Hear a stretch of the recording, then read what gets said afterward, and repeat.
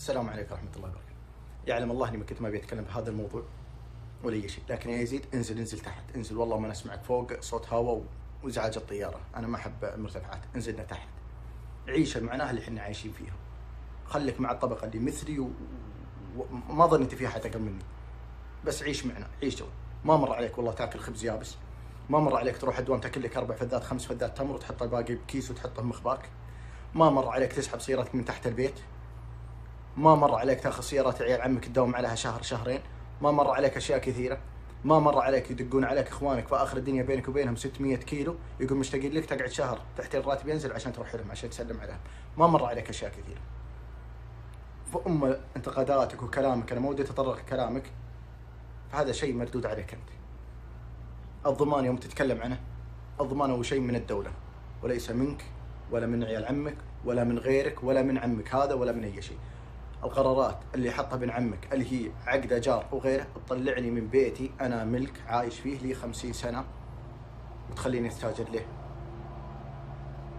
عطني سبب، عطني سبب. انا عاطل لا وظيفه، لا انا ما اتكلم انا موظف، لكن انا بتكلم باسم واحد ثاني، اخو عاطل لا وظيفه ولا اي شيء وعندي ورعان وعندي مدرسه وعندي كهرب وعندي ومستاجر. كيف تفرض علي؟ ومن غير التفتيش اللي يجي على البيوت، ما انت مستحق ما انت مستحق. يا اخي يمكن اخذ لي دينه مثلت بيتي فيها ولله الحمد.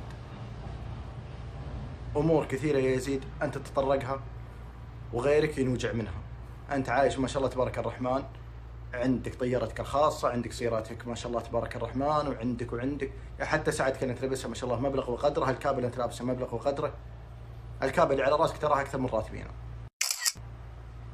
فلا تجي تنتقد او تفزع الشخص جاه انتقاد من ناس اخرين.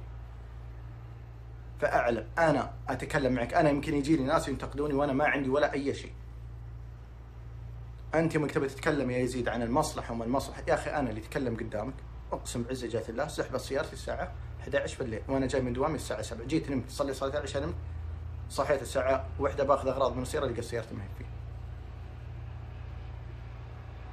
ومن ادارتكم من مصرف الراجحي، وانا من قبل اتكلم معاهم وكنت معطيهم المجال، ارفعوا اجروا اقساط العقاري عني واخصموها للسياره، كل الاقساط العقاري يخصموها للسياره، قالوا لا ما فيه، وبعد ما باع السياره قالوا خلاص نسمح لك تاجيل الاقساط نخصمها لا تعثر عليك. امور كثيره وعندي ما يثبت ذلك، عندي محادثات وعندي شكاوي وعندي ولا حد الان ما شفت اي حل.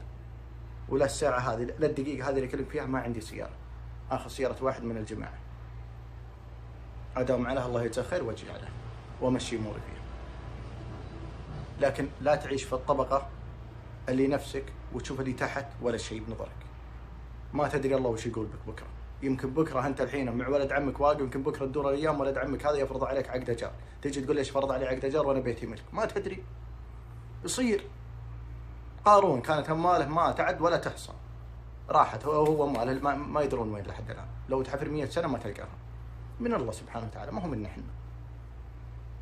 فانظر إلى مصلحتنا أول شيء وشوف لكم حل مع مصرفكم ذا، وبعدين انتقد اللي انتقدوا ابن عمك، وانتقد اللي بكوا علشان الضمان ذا، وانتقد اللي تقطعت قلوبهم علشان الضمان ذا. انت يمكن تقول ليش الناس دي تسوي كذا عشان 2000 ولا 3000 ولا 4000؟ اقسم بالله تفك عنهم امور انت ما تعلم فيها. 1000 ريال تفك عني امور 10 ايام 15 يوم قدام.